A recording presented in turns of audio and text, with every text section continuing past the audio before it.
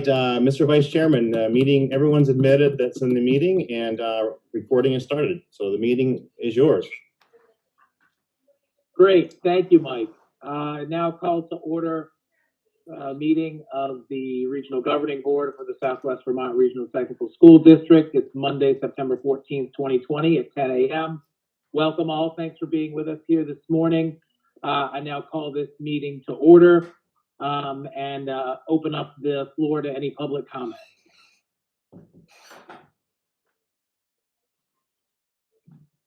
Okay, seeing none, we'll move on to the consent agenda. Did everyone have a chance to review the minutes from the RGB full board meeting on August 10th? It moved. Yep. Any comments? Can I get a motion to accept the minutes? Leon. Second. Okay, thank you. So are all in favor? Raise your right hand. Aye. Aye. All right, the motion passes. We have payroll warrants, 1005, 1006, 1008. I don't know if these are the ones that were circulated via email last week. Maybe you can clarify that for me. We've been e-signing these under the circumstances, and I think that's working okay. Does anyone want to speak to that? I can tell you that the ones that are on the agenda have not been signed as far as payroll warrants.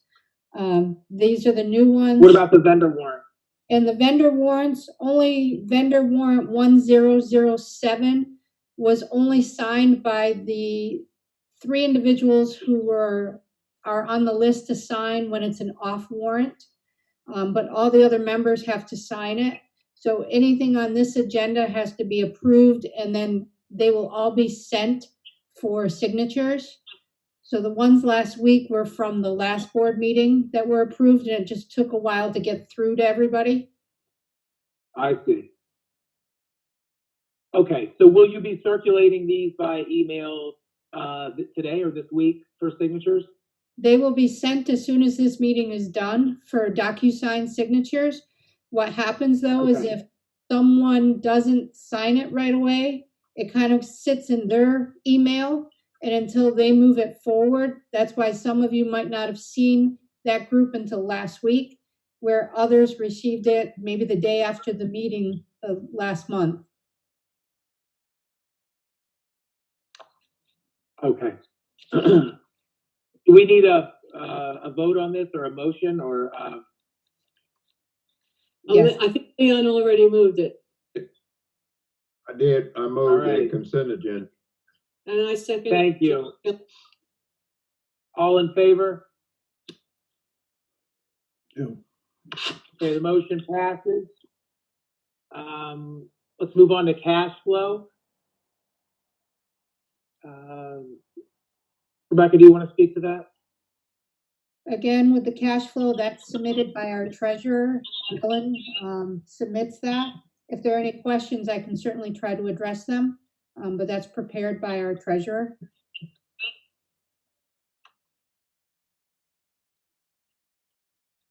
Okay.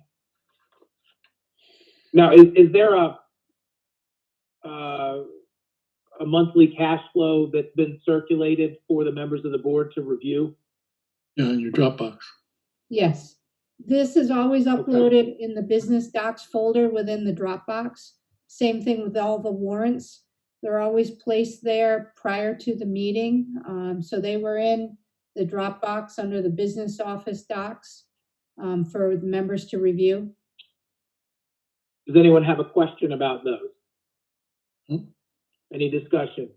No, I don't have a direct question, but Mike, do we know what the state is gonna send us for money this year? Mike, if Or are you gonna get to that in your report? No, I think that now is a good time to answer your question, Ed. I don't really have a report on it. Becky, if you could just speak to what's happened so far, and I can backfill with where the legislative body is. Yes. So what we've received so far, the state has promised that this first quarter we would get 100% funding. and then the legislation would continue to address the different needs and decide funding after that. So we did receive our first base ed spending, which comes in usually September 10th, and we received that full payment. There's no guarantee that we will receive our full payment that we expect for the other two distributions. The legislature is still looking at different types of funding to help support what's been happening because of the pandemic. But everything else is still at the legislative level. There's no other information coming forward, but we did receive that first payment in full as promised. Thank you. To add to Becky's comments, so the legislature is still in session and they are still meeting and moving bills through, mostly federal funding. I'm sure you heard of the federal funding, the CARES Act, which includes some different pots of money, some CRF funds or coronavirus relief funds, ESSER funds, and also GEER funds, which is spelled GEER. So initially, the 3 regional tech center districts were left out of the coronavirus relief funds, the CRF funds. I don't think it was done on purpose. It just happened to get passed by. However, we're working really closely with Kathleen James, who is our state rep from the Manchester area, who is on the House Ed Committee.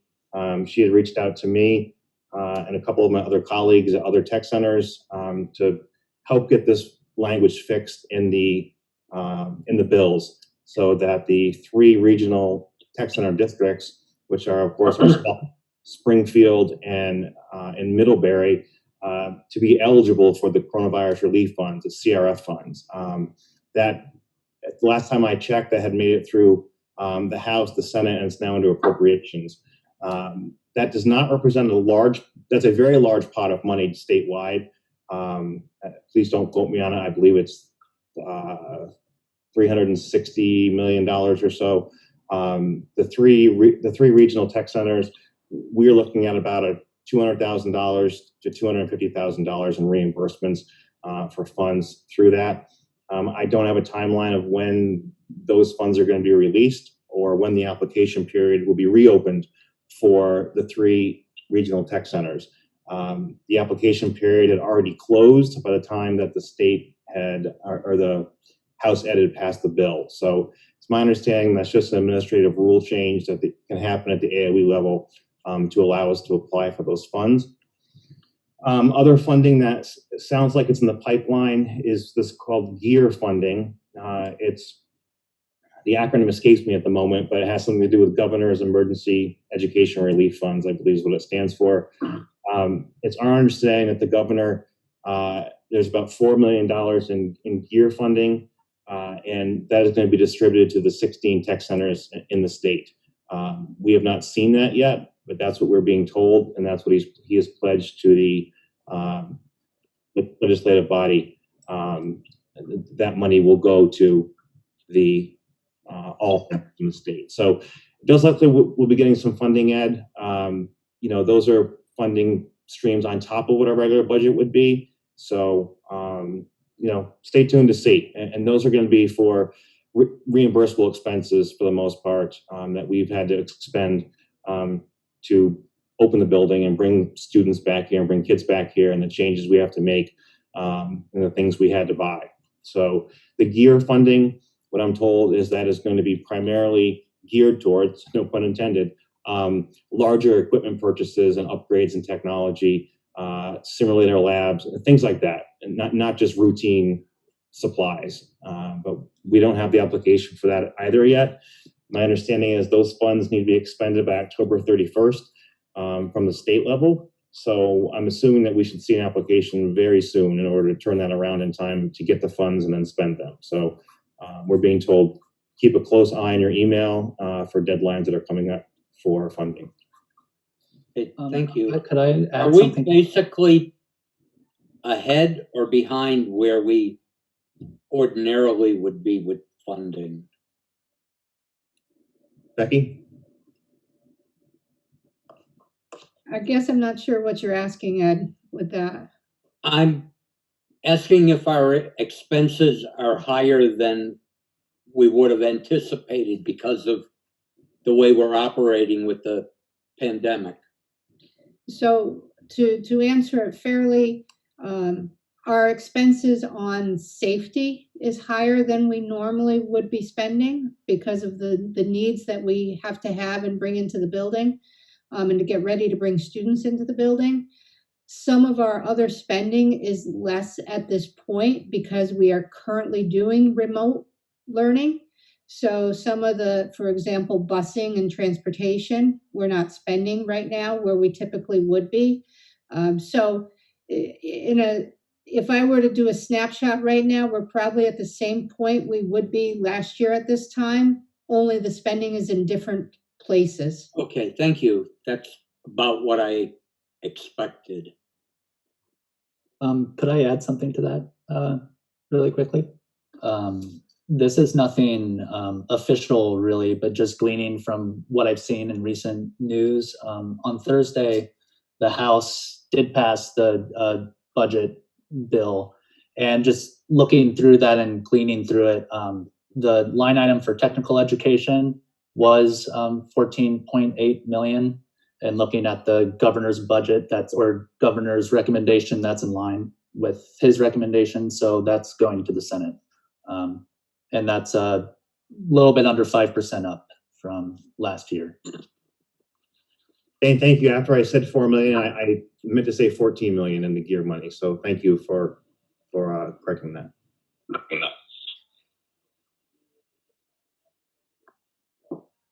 Any other questions on cash flow? Comments, discussion?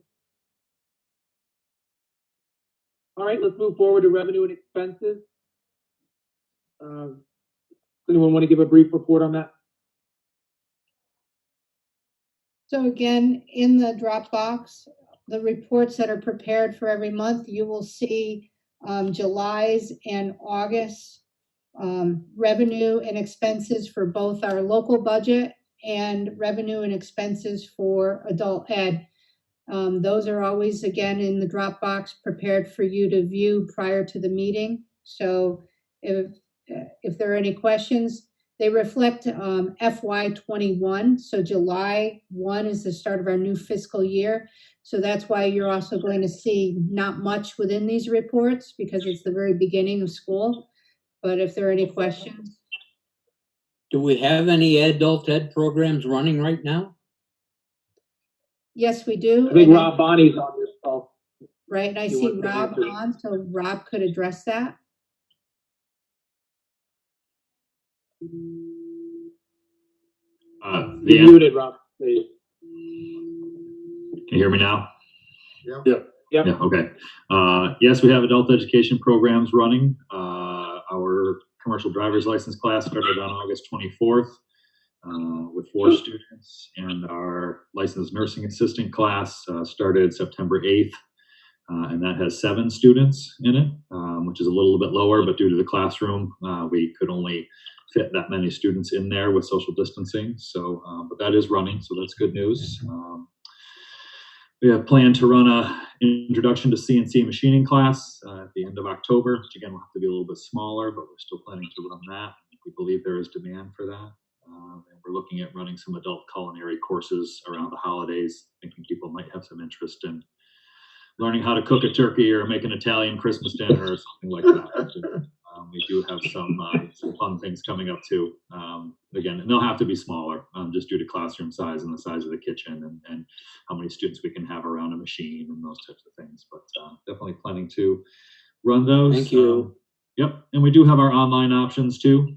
We haven't seen a significant uptick in interest in online. I think people still do want in-person courses, but the online options are available as well.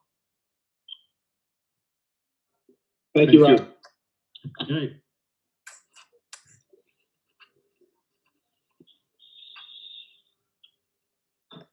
So there's a shared There it screen. is. There it is. You've been asking about the simulator. Rob, you want to talk a little bit about that? Sure. He's in here. Yep. So it was an interesting process getting it here, and once it got here, it was installed over the course of 2 days, and that was, I believe, on a Thursday and Friday, and then that Monday we all went home. So we didn't get too much time to play with it, but it is an exact match of the truck that we have, Freightliner Cascadia, which is really cool for our students. Our instructors are pretty enamored with this piece of technology. I haven't ventured on it yet. I do not know how to double clutch, and I don't want to embarrass myself in front of people, but it is basically replicates every bit of driving in a Freightliner Cascadia truck, which again is what we have with Big Red as a Freightliner Cascadia. So Dave Dents is really pleased. It's an excellent teaching tool. It is set up very intuitively for the students. Actually, at noon today, we're having a remote training, so everybody can get a refresher on it, since we didn't really have much of a chance to use it before we had to all go home. It is currently housed down in the old engineering lab, which is a great space for it. Lots of room, very comfortable in there, and so we're very glad to have it. Thank you. Welcome. I have a question for Rob. Sure, Leon. Have the high school driver's ed instructor and probably the local driver instructor that handles students from Mount Anthony, have they had a chance to come over to see what that device look like and do, so that they'll be able to sort of direct some students to us if need be in the future? No, the driver's ed instructor hasn't been over to take a look at it. So, I mean, it's really only for commercial driving. It doesn't have anything to do with driving a car. But certainly we have students in some of our other programs that are interested in that, and they certainly can come over and take a look at it. I did forget to mention, we do have a driver's ed class starting on Tuesday as well. We have 10 students enrolled for that as well. So. Okay, thanks. Yep. Okay, committee report. I don't know that we've had any committee meetings since the last board meeting. Correct me if I'm wrong. Does anyone have a committee report to make for the full board today? There have been no committee reports. Okay, next item is action items, and followed by the superintendent report. I'm going to turn it over to Mr. Lawler now. Yeah, no action items today. That's rare for us, but we none on the agenda. So, hello, welcome everybody this morning, and welcome the public who may be watching via Cat TV. It is Monday, September 14th, and we are back in school, at least with adults. And I'd like to talk to you about what our plans are, what we've been doing, and what the next couple of weeks are going to look like here at the Tech Center for seeing students. So as you know, we did start remotely on September 8th. We're still currently in a full remote mode for the remainder of this week. And then we're going to start transitioning our year 2 students back into the building starting on Monday, the 21st. So to walk you back a little bit, we are looking at a 20% phased in start for our school. And it happens to be that 20% fits really neatly and nicely into the number of year 2 students returning into our programs as a capacity factor. So right after this meeting, Meg and myself and Lisa and other staff members will be meeting to finalize the details of bringing those year 2 students back next week on a hybrid schedule, which will be on Mondays and Thursdays. So we are looking forward to that. Our other sending schools are looking forward to those students coming back. We have to make sure that we're ready to do it, that we can do it safely for both the students and the staff, and make sure that we don't screw this up. There's not a lot of room for error in this, and it takes a very high compliance level, both on the faculty and staff's part, of wearing masks, extra cleaning and sanitizing, maintaining social distance where possible. And it's going to take the responsibility of every student to follow all of those rules and expectations as well, if we have any chance of keeping the school open for any length of time. That's the reality of it. I will tell you that we had 2 weeks of professional development and in-service for the teachers. And initially I thought, boy, that seems like a long time, 2 weeks. And I can tell you, I don't know where 2 weeks went to, because it came and gone really quickly. And, staff, you've had a nearly 100% attendance from staff members in this facility since the day we opened on September 8th. I know that it's not true in other school districts, but you have here. And people feel very comfortable and confident being here in the building. They're getting used to working with each other, as we all are. We're in our offices right now, as you can see, so we don't have face masks on, and we're by ourselves. But as soon as we open our doors and leave anywhere, everyone's masked up all the time, because that's not just a rule, that's a state mandate. We have to be masked in schools. And so, other safety precautions that we're taking, some are still being implemented and some have already been implemented.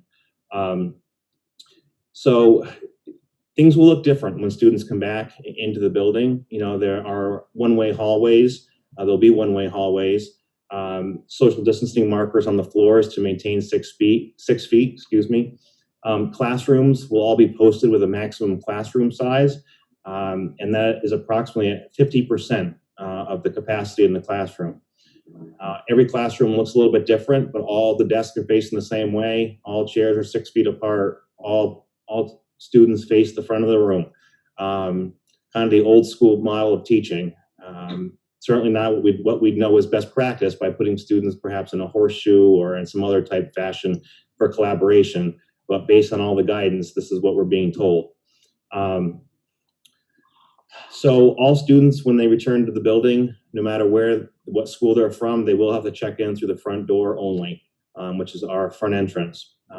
We are required to have an isolation room close to the entrance, which is where you used to meet in the assembly room and the teacher's copy room. That is now the isolation room. It's the closest area to the front entrance, which we have to have in the event that a student has symptoms of the coronavirus or other symptoms, where they can be isolated in that room until parent contact can be made and an assessment can be done by the school nurse on their condition.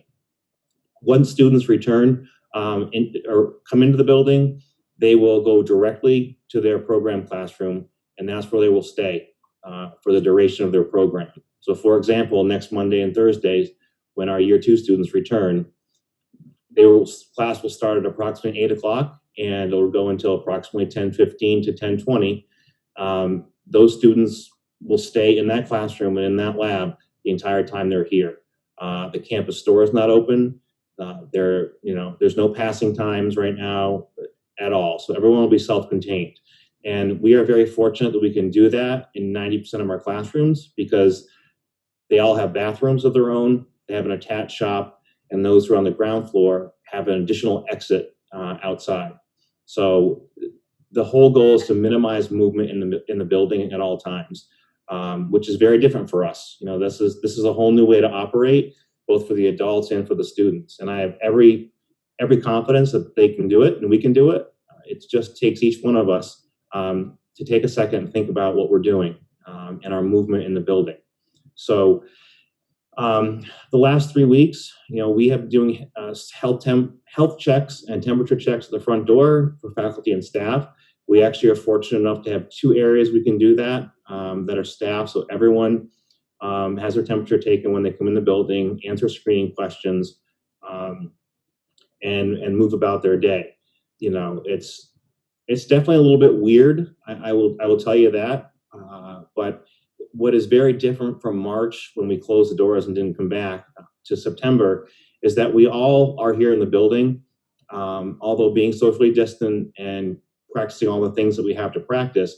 It's nice to have human contact rather than on the Zoom screen like we have here now, which serves an important purpose. But what we've seen a lot over the last 2 to 3 weeks is teachers really going above and beyond and collaborating more than ever with each other to find best practices for this remote process, whether it's, setting up a recurrent Zoom meeting or learning how to export a spreadsheet from PowerSchool and import it into Google Classroom, and all the things that have to happen in this remote learning environment. And it's very amazing to see. We have had a couple staff meetings. We have held them outdoors up on the flood wall. We tell everyone bring your own lawn chair, and everyone spreads out 6 feet apart with their masks on, and we meet out there. I'll tell you, well, we met there 3 times actually, and can't believe how windy it is up there, and the amount of truck traffic that goes by. But people want to meet in person if possible, and we've done that. A lot of great feedback from faculty and staff, and I know that they have concerns, but are looking forward to having students back here in the building starting next week. Other things that we've done, we've installed a product called Safe Handles on all of our doors. It's basically a shrink wrap handle that goes on high touch surfaces that helps keep them germ free for up to 6 months. You might see those in hospitals and other settings such as schools and restaurants and retail associations. So we're still in the process of putting those on. Meg's going to smile at me because it's been quite a process. The directions seem really clear until you go to put one on, and it's quite a technique. So we've finally mastered that. I'm glad that we bought a few extra because we certainly ruined a few putting them on. Mike can now add to his resume steamer. Yes, door handle steamer extraordinaire. We've also ordered for all of our vehicles that will transport students the MERV 13 HEPA medical grade filtration systems for them. Those should be delivered today, it looks like, from the UPS shipment log. Those will be installed in the vehicles to be run all the time while students are in there. What the guidance tells us now is we have to keep our windows open, no recirculated air, and maximum airflow at all times in the vehicles. And that also includes the classrooms. If classrooms have windows, they should be open and to maximize the airflow. I'm in my office today. As you can probably tell, behind me, I've got one window that's in this office and it's wide open. And the air purifier that's here is running on full tilt. So, it's just different. We're going to be fine, but it's different. We decided to install the filtration units in the bus. We did not have to do that, but we felt as an additional layer of protection for both the drivers and the students that are riding those buses, because it's only going to be so long that we can keep the windows open, and kids be reasonably warm or reasonably cool. Fall is coming upon us very quickly, so we're trying to take every measure possible to make sure that everyone is safe as much as possible, whether it's in our building, on the campus, in a school and vehicle, etc. So one of the challenging things for us this year is really juggling all of our sending school schedules and trying to mesh up to get kids here. I have no one particular example that is good or bad. It's just different. Hoosick Falls, Arlington, BBA, MAU, and other sending schools are all doing something a little bit different, because that's what we were charged with doing, is developing a plan that worked for our school. So what Mount Anthony is doing is a little bit different than Hoosick Falls, and quite frankly is different than what we're doing at the Tech Center. And that makes it a real challenge, a particular challenge for us. So it's, MAU, I understand, is bringing in some of their higher need students this week at a 20% level, and the week of the 28th bringing in perhaps freshmen, and we have to work with that because we're now going to see students in the building starting on Monday because we feel as confident that we can do that. So, question that have come up: when will the rest of the kids come back in? And I don't have an answer for that yet. We're focused on the next 2 weeks of getting our year 2 students back, and then we'll go from there. It will be largely dependent on what Mount Anthony does. only because, as you know, we share a campus and we share a lot of their students. Not all of them, but a lot of them. And so, it's really important that Mount Anthony be in concert with us as much as possible, because they have going to have the same restrictions we have in the building as far as movement goes, and passing times, and lunches. I mean, there are a million things to figure out, and we can't figure them out until kids are here. We've got the adult situation figured out, we believe, pretty well. I think, Maggie, you would agree with that. Yep. People have gotten used to, working differently now in the building. Yep. So I feel very confident in the plans that we have to bring back those year 2 students next week. It won't be every day. Again, it's going to be on a hybrid schedule. And I want to share with you what a hybrid schedule for us looks like. Just going to get to a new page here. So right now, this is the schedule that I can walk you through that students are following for a completely remote schedule, meaning we have no students here physically in the building. On Monday and Thursdays, our blocks 1 and 2 meet in the morning and the afternoon. On Tuesdays and Fridays, blocks 3 and 4 meet. So what does this mean in Tech Center talk? So primarily on Mondays and Thursdays, it's our year 2 programs that are meeting because they normally meet in blocks 1 and 2. On Tuesdays and Fridays, our block 3, which is our intro blocks, meet, as well as block 4, which are primarily our year 1 students.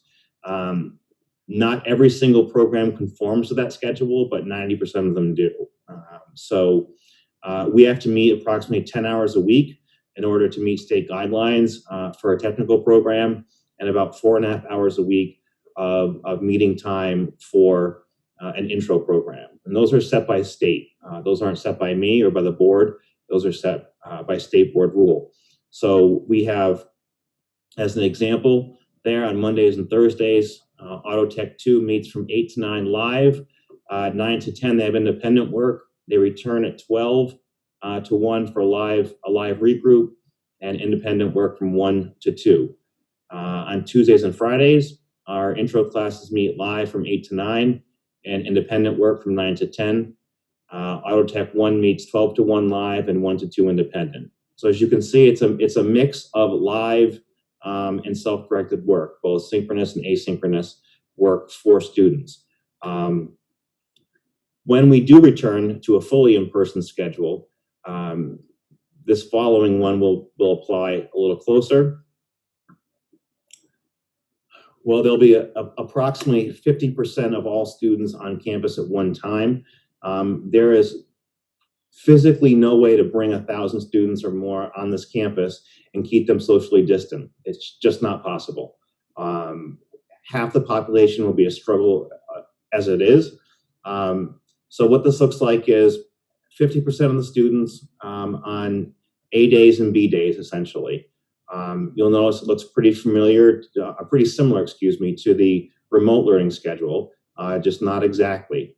Wednesdays, there will be no students in the building. Wednesdays are right now considered all asynchronous and all self-directed work days for students and teachers. Teachers are in the building. They have office hours. Students are connecting with them. It's not a day off of school. And I think that's one of the messages that rumors, I should say, have gotten out there that Wednesday is no school, and that's not true. It's a self-directed learning day, but we're still here, and we expect teachers to connect with students and students to connect with teachers. It's just not as structured as Monday, Tuesday, and Thursday and Friday. So, we do believe that at best, unless this virus completely disappears, that will be in a hybrid model, probably the duration of the school year. That's not what we want. We'd like to have everybody back, but unless there's a major change in the health predictions, I don't see how we're going to be able to physically do that, given the campus space. So it's just a visual of that. Mike, Yes, could you send us a copy of those 2 charts, email? sure, I'll be happy to. Thank you. Yep, just note as I'll put a disclaimer on those, like we tell students and families that they're all subject to change. Oh, yeah. Based on any kind of health guidance or anything else. And that's no, it seems like whatever we say today is a little bit different tomorrow, but I'm happy to share those out with the board and what our plans are. As long as you promise you're not going to hold me to them to a T, because they could No be problem. it could be different tomorrow. I'd like to make a comment too. I noticed that on Wednesdays, people might think that teachers, have a free day, but in a sense they don't, right? Absolutely not. It's not a free day. It is a day for them for planning and preparation for team meeting time, faculty meetings, etc. So no, it's not a non-teaching day. It's a non-live contact day, if that makes sense. Right, And a but lot of times, there is space in there for individual contacts with students, correct? Yes, and Becky has her hand raised. I was just gonna say, it also is a day that attendance will be taken, and students will need to have some kind of contact with each instructor that they have at the tech center. So there is that interaction on those days. It's just not a formal live class. So. Thank you. And also, one of the things that we as a faculty realized was, how difficult things were in March through June, that we had to shift really quickly without a lot of notice, as everybody did. And I still contend to this day that we did a phenomenal job, given the tools and resources we had from March to late June. The teachers did a bang up job, and we continued on the best we can. Lessons from that. Our classroom teachers learned a lot about Google Classroom, a lot about Zoom, a lot about what they can do, and a lot about what they can't do necessarily in a fully remote model. And we've never pretended for a second that we can replicate our labs online. We can simulate them and have online learning tools, but there's nothing to replace getting out into the lab and putting your hands on a circular saw, or putting a car up on a lift, or cooking in the kitchen. You just can't do those things at home safely anyway, nor would we encourage kids to do that. So this fall, we are all on a more unified platform for communications. Every teacher is using Google Classroom this year. All of our teachers signed up for our Remind app. Many teachers are using Google Voice. We've given them that option. And every teacher is using live Zoom every day for at least those 2 meetings per day. Last week was a little bumpy with getting kids on technology-wise. That's another challenge that we have had, is that the technology that BBA uses is different than what Arlington uses, is different than what Hoosick Falls uses, is different than what MAU uses. And some of them use what we do and some don't. So trying to get just Google to line up, you think it'd be simple, but it's not quite that easy. So our tech department has been working very closely with the other schools' tech departments to ensure a more seamless flow. And I think as of this morning, just before our board meeting opened up, I think we've got that resolved now with all of our sending schools. An interesting tidbit, New York, we were having a tough time last week with students connecting to Zoom.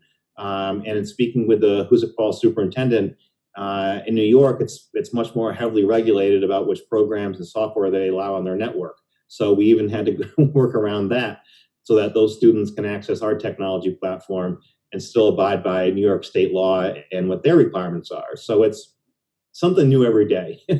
You can't make it up sometimes. And but we are, we're doing well. I think we're doing well. And it is nice to be back in the building with people. And I really look forward to seeing some of those students back next week, on our buses and back on campus. And, for how long that we'll be able to maintain that, I do not know. That is anyone's guess based on what, this virus continues to do or not do. And we can each just do our own part and do the best that we can and take self-responsibility for each other and for the students. And that's going to go a long way. I have one other question. how aligned is the CDC program with the high school in terms of meetings? Was that a terrible thing to kind of have to mesh together? Yes, it's been a terrible thing to try to mesh together for all sending schools. It's definitely more difficult with Mount Anthony because of the way that they've scheduled classes and cohorts this year in order to meet their requirements. So it's certainly been a challenge. And I don't want to get into all the nuances here, at a public meeting. It's been challenging with all the schools. It's not just Mount Anthony, and I want to be clear on that. What does make it easier, though, for other schools that are smaller is it's easier for them to shift their schedule individually for students in order to come to the tech center. Now, what I do want to tell you is that we have really high enrollment in all of our programs and classes this year. I don't gamble because I always lose. However, I hope to report to you in October, some very high FTE numbers for the fall, just on what I see in rosters. So, every one of our intro classes are full. And when I say full, that means between 16 and 18 students. We just can't take any more than that. That's the space. Our year one programs are primarily full. Again, that number is 16 to 18. And our year two programs, I would say that they're about three quarters to half full. That is very normal for year two programs. We never have huge year two programs. So, and this year, the fact that we have about 58 to 60 year two students is allowing us to bring them back next week in that 20% model. So that's actually been worked out really well in this instance. So, but scheduling will always be a nightmare with sending schools. It's no one's fault. It's just part of the system. So, our schedule is a little bit different than MAU's in the afternoon wise, but we're as close as we can be. Well, accolades to you for doing all of that. It must have been a very hard thing to accomplish. And just for clarity for our audience, what is a year two student? So we have, that's a good question, Jackie. We talk like we know it because we do. But so in the Career and Tech Center, a student generally follows one of two pathways. So our short blocks or intro classes, we call them, those are classes that are designed primarily for freshmen and sophomore students to be introduced to a career field at the Tech Center. Those classes run one semester only for approximately 1 hour. So they're just to get you a taste of what a program might be like. If you enroll in one of our technical programs, you generally spend 2 to 3 years with us. And what that means is let's say we're taking building trades, one. I'm going to be probably a junior or senior, and I'm going to enroll in year one. I'm going to complete that for the entire school year. So I take building trades 1 for 1 or 2 periods a day, all school year. The next school year comes around, I re-enroll in building trades. Now I'm what's called building trades 2. So it's the more advanced level. I've completed all of my intro classes. I've completed my first year program, and now I'm in my second year. So think of it as they're more advanced students who have committed to being in that career field, basically. And so they're the advanced kids, and they spend every single day with us, again, for another school year to complete their program. If students are fortunate enough, they've enrolled in a program in 10th grade, and they get to come back for a third full year. We're seeing more and more of that, particularly in the construction trades program, the automotive field, and some in forestry and heavy equipment. But the year 3 concept has only been around for maybe 4 or 5 years at this point. So, but it does allow students to come back in that third year. How about the hairdressing students? I know they have another year after.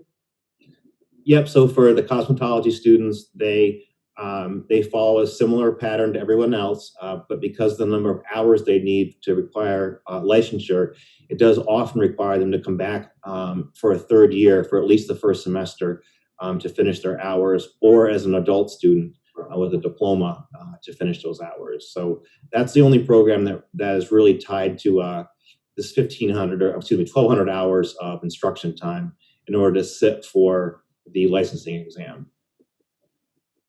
And the LNA also, yes? Uh, Or should we say all licensing programs?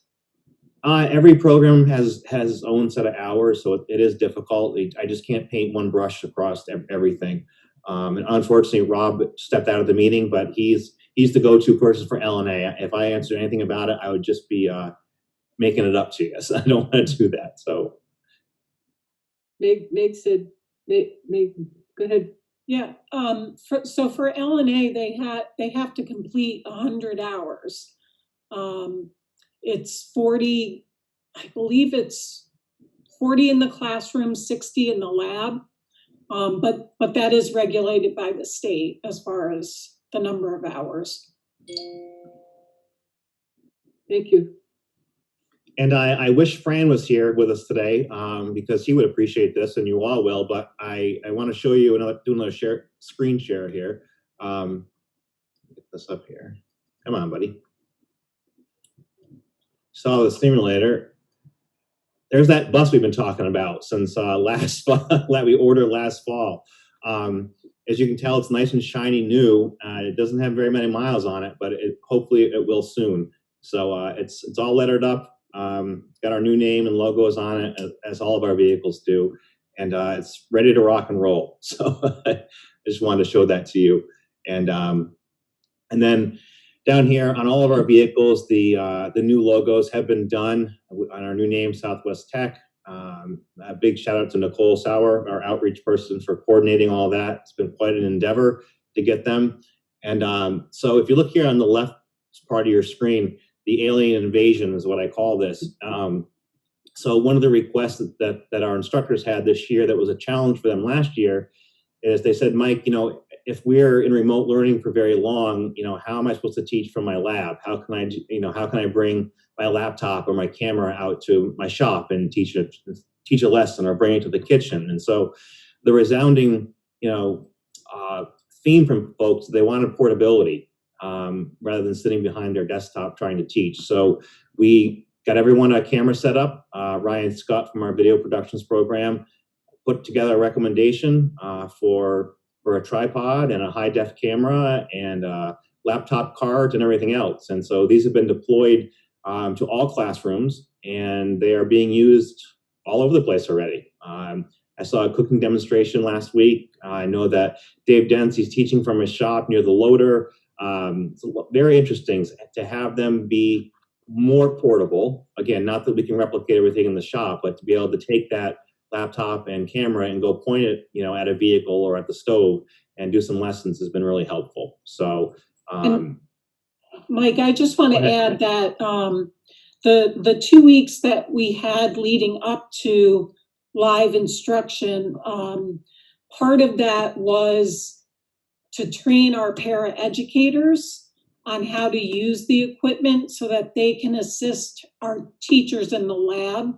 And the teachers didn't have to necessarily worry about, angling the camera and making sure it's on and making sure the sound is working.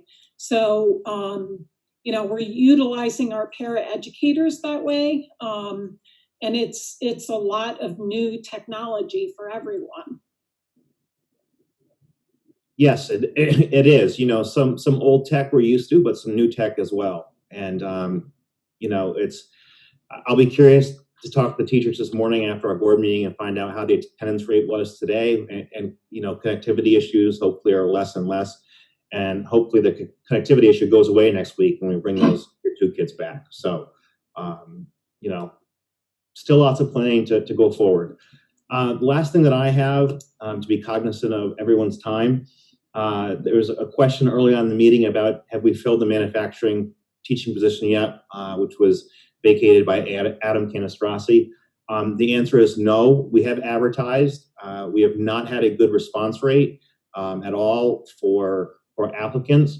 However, Tim Mullen, who had been Adam's paraprofessional for the last 2 to 3 years, agreed to step in for the time being and take over in the interim until we can find somebody. Tim is very knowledgeable of the shop, of the programming.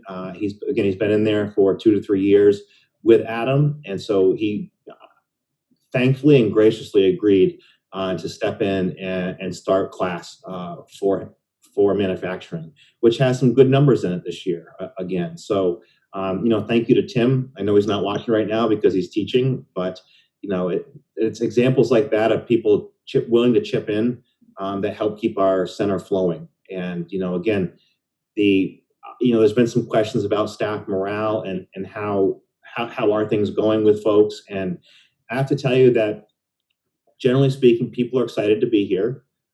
They're excited to be back in the building.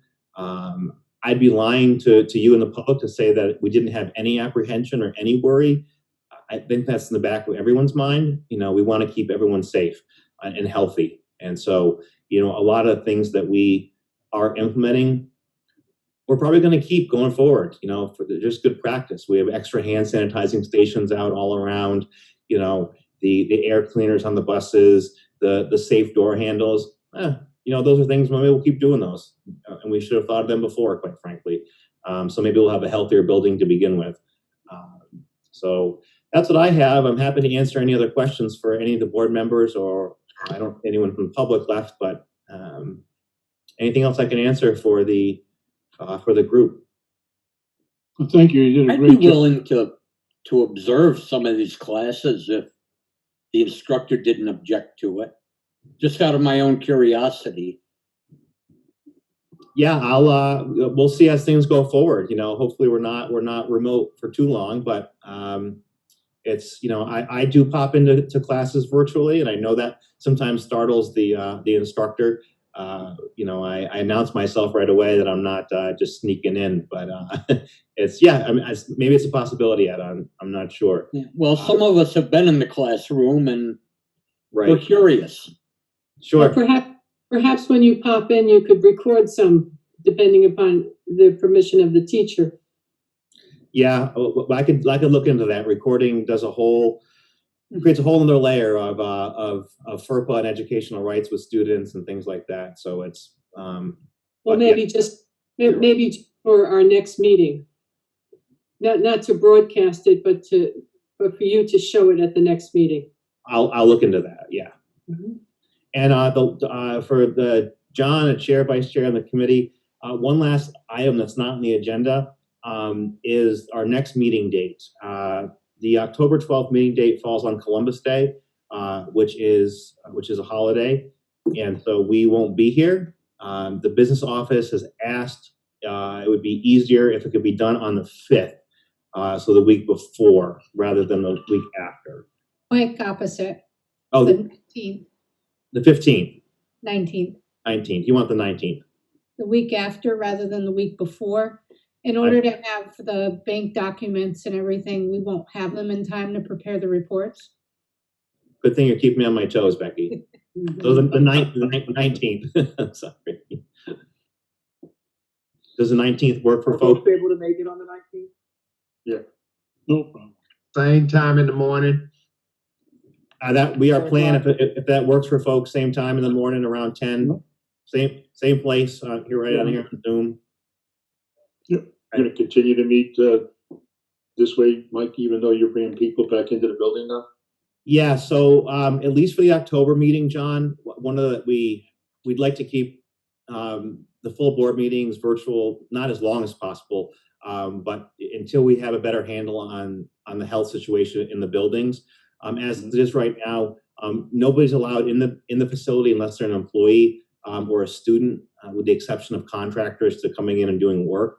And that's one of the things that we have restricted. And also, I don't have, based on the current guidelines and spacing, I don't have enough room to put the entire board in one place and keep you socially distant based on our rules. I don't have it. So that's the problem. Okay, they're just checking, that's all. No, Thanks. it's a great question, and like I said, we've had to repurpose the teachers' room and part of the assembly room, so I just don't have the space to spread you all out 6 feet facing forward and do all the things we have to do to keep you safe. Okay, so it sounds like the 19th it is then. Yep. No problem. Any other matters to bring to the board's attention? No. Well, you got the chair's report, do you? The chair No. is here. Chair's here. No report. No, the superintendent's report covered everything that needed to be Right. covered as far as, Sure. other than signing a few warrants, that's, and contract renewals, that's all that's been done since the last meeting. Okay, well, it's great to see all of you all. I thank you for tuning in today. Can Just I move that we entertain adjourn. a motion to adjourn? Second. Second. Got it. Okay, have a great week, everyone. Thank Thank you. you. Thank you. Thank you. Mike, everybody. thank you. Take care.